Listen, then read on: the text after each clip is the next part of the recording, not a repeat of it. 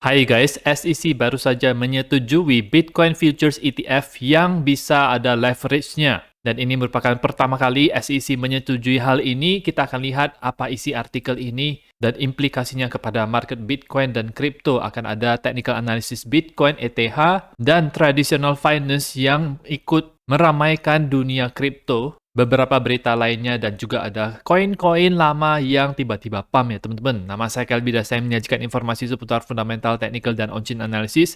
Klik like dan subscribe untuk mendukung channel saya. Kita akan baca dulu untuk SEC yang baru saja menyetujui Bitcoin Futures ETF yang ada leverage-nya. Di mana ini disetujui kemarin hari Jumat, dijadwalkan akan launching di Chicago Board Options BZX Exchange hari Selasa nanti, tanggal 27 Juni. Investor itu bisa membeli sejumlah ETF agar bisa dapat exposure kepada kenaikan dan penurunan Bitcoin. Untuk Bitcoin, ada dua macam ETF-nya, yaitu yang Futures dan Bitcoin Spot. Nah, yang ini, berita ini adalah yang Bitcoin Futures-nya, tetapi Futures ETF yang kali ini itu ada leverage-nya, dan leverage-nya itu sampai 2 kali. Memang tidak sebesar leverage yang ada di exchange-exchange yang lain seperti Bybit, Bitget, Binance, itu bisa sampai 100 kali lipat, tetapi yang ini karena mungkin adalah pertama kali, jadi dimulai dulu dengan 2x. Hal ini akan membuat gain yang investor atau trader dapatkan itu lebih besar, atau loss bisa juga lebih besar karena adanya leverage 2 kali ini. Dan berita ini semakin meramaikan institusi tradisional yang masuk ke dalam dunia kripto, di mana mereka tidak ingin ketinggalan, tidak ingin pangsa pasar ini dimiliki sepenuhnya oleh perusahaan-perusahaan kripto yang sudah ada sekarang. Makanya mereka memunculkan segala macam berita adopsi institusi. Seperti beberapa hari lalu, Deutsche Bank, salah satu bank tertua di Jerman yang memiliki aset 1,4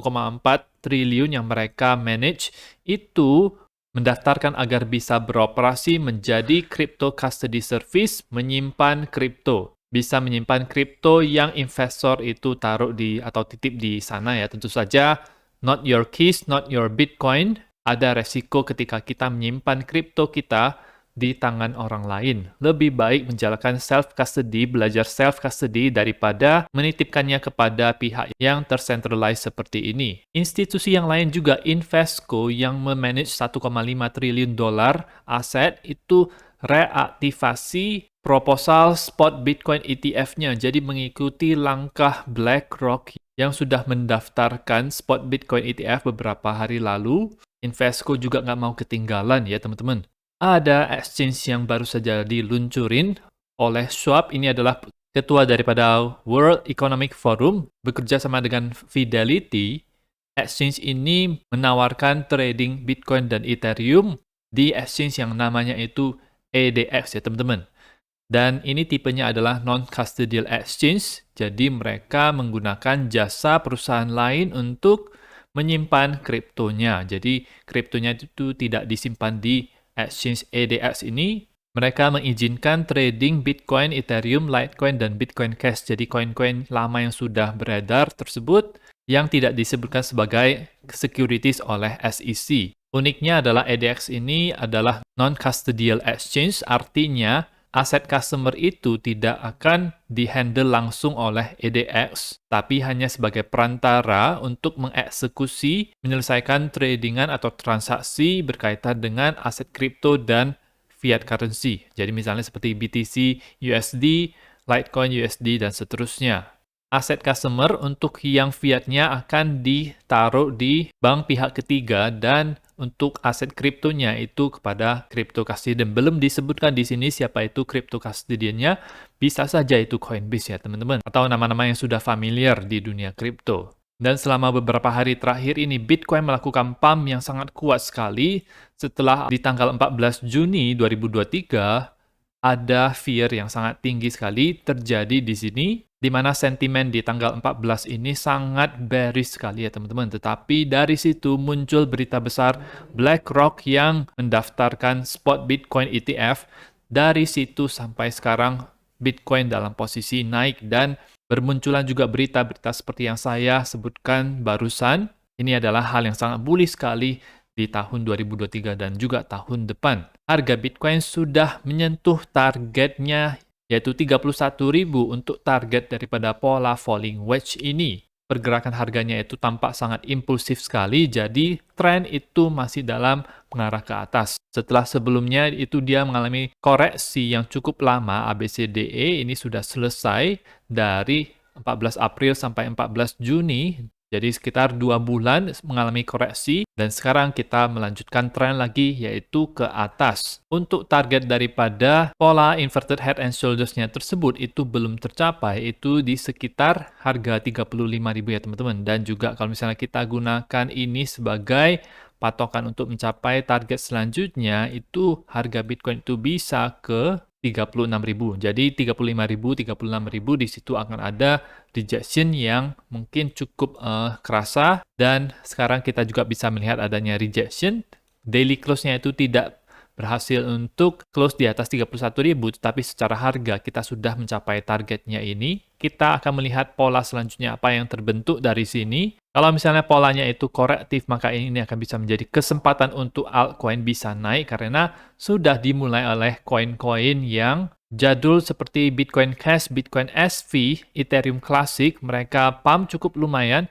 Ada XEC juga, ada EOS. Ini adalah 5 koin jadul yang sudah setidaknya ada 5 tahun usianya, sekaligus menunjukkan kalau uang itu bisa saja beralih dari Bitcoin ketika biasanya Bitcoin itu sideways di sini melakukan koreksi dulu, misalnya melakukan pola bull flag yang tersebut, maka uang bisa ditaruh lagi, uang diarahkan ke koin-koin lainnya agar bisa pump juga ya teman-teman. Ethereum sendiri juga sudah melakukan yang namanya breakout ke atas, tapi tidak secepat Bitcoin. Bitcoin sudah mencapai daerah atasnya. Untuk Ethereum sendiri, daerah atasnya itu ada di 2140. Ini baru 1900-an. Dari indikator sudah kelihatan bullish, targetnya belum tercapai untuk Ethereum, jadi Ethereum lebih lagging.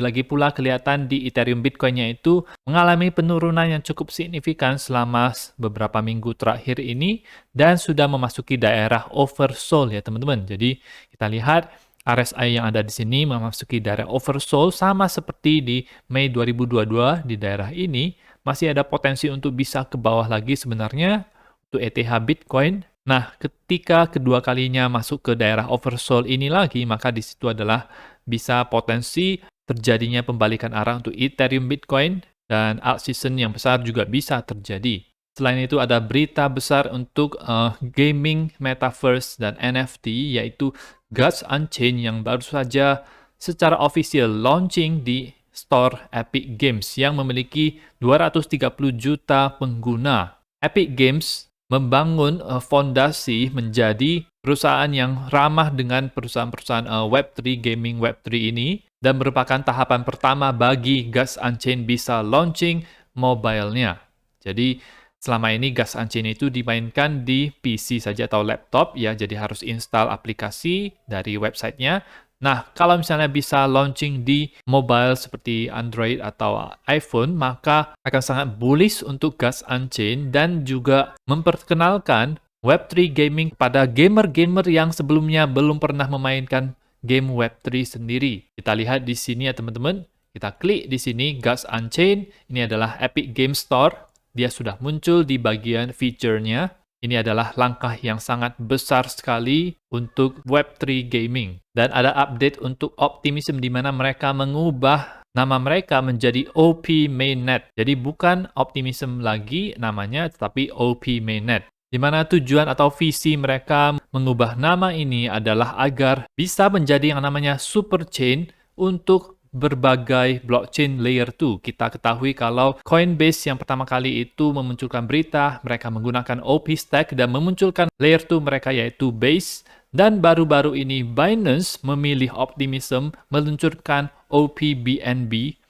Optimism tentunya adalah koin atau jaringan yang sangat spesial sekali menurut saya, dan dengan perubahan nama ini itu bisa mengubah persepsi user-user crypto kalau Optimism adalah super chain ya teman-teman. Bullish untuk Optimism secara jangka panjang. Dan melihat adanya koin-koin jadul ini yang naik, menurut saya ada satu koin yang juga berpotensi untuk naik secara banyak adalah Litecoin ya teman-teman. Di mana Litecoin ini akan mengalami halving 1-2 bulan lagi, yaitu di sekitar 8 Agustus 2023 atau sekitar 45 hari lagi, dan Litecoin posisinya itu sekarang berada di pola triangle ini. Setelah sebelumnya itu dia sudah membuat yang namanya higher low yang ada di sini, dan ini merupakan tanda kalau ini awal mula daripada uptrend Litecoin. Ketika breakout daripada triangle ini bisa terjadi, maka Litecoin akan pump dengan kuat ke atas. Kita akan ukur targetnya ketika dia melakukan pump ke atas. Kalau misalnya terjadi seperti ini, maka itu dia bisa ke harga $137 ya teman-teman. Dan mungkin bisa saja lebih dari situ ya, karena kadang-kadang bisa ada extension yang terjadi. Menurut saya untuk target harga Litecoin itu yang wajar itu bisa ke 141 sampai $200. Di kotak warna merah ini bisa menjadi target harga untuk tahun ini untuk Litecoin ya teman-teman. Dan biasanya juga sebelum halving itu terjadi ada penurunan yang bisa saja terjadi ya teman-teman, kalau dilihat dari historinya. Tetapi untuk posisi sekarang menurut saya ini adalah salah satu opportunity buat kita untuk cuan. Dan terakhir akan saya tutup dengan Bitcoin dominance yang realnya, di mana kalau misalnya kita mengikut sertakan ETH di sini, itu Bitcoin masih mendominasi, tetapi Bitcoin melawan altcoin tanpa ETH itu sudah mulai menurun, artinya altcoin itu mulai outperform Bitcoin ya teman-teman. Ini bisa menjadi awal permulaan yang sangat baik untuk altcoin. Cukup kencang, kita akan update terus mengenai real Bitcoin dominance ini, apakah bisa terus ke bawah. Nah, itu saja untuk informasi pada video kali ini. Semoga bermanfaat. Teman-teman bisa dukung channel saya dengan mengklik like dan subscribe, dan nantikan video saya selanjutnya.